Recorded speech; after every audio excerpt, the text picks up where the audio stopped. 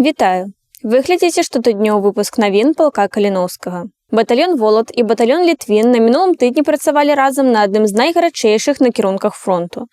На жаль, у абодвух батальёнаў ёсць параненыя. Зараз іх жыццю нічога не пагражае. Дэталі баявых задач, якія выконваюць нашы ваяры, мы не можам зараз раскрываць па пэўных прычынах. Пры першай мажлівасці ўсе падрабязнасці з'явяцца ва ўсіх афіцыйных сетках палка, спасылкі на якія вы можете ўбачыць на экране і ў апісанні да відэа. На мінулым тыдні палкавое БПЛА імя Мікіты Крыўцова займалася маніторынгам перасоўвання ворага і карэктавала агонь па выяўленых мэтах на адной з найгарачэйшых ліній сутыкнення. Таксама эфектыўна адпрацавалі пілоты на новых крылах, якія залеталі непасрэдна ў тыл акупанта.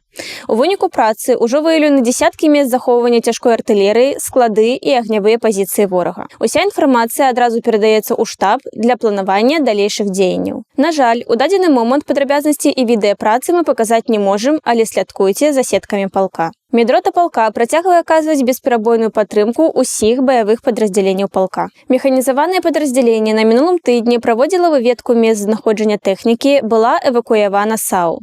Таксама быў адрамантаваны танк Т-72Б. Страт на мінулым тыдні ў палку Каліноўскага няма.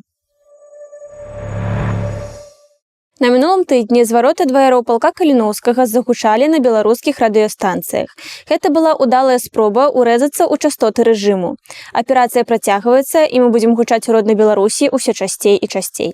Когда с территории твоей страны летят ракеты и заходят российские войска на территорию Украины, это твое дело. Я просто сам служил в белорусской армии, я знаю ее боеспособность около нулевую. И есть то, что я вижу своими глазами, то, что я вижу на фронте, то, что я вижу в городах, то, что я вижу в серой зоне, то, что я вижу, выходя на ноль. Я однозначно знаю, где правда. Дякую за увагу і до сустрэчы ў наступны панядзелак. Жыве Беларусь! Слава Украіне!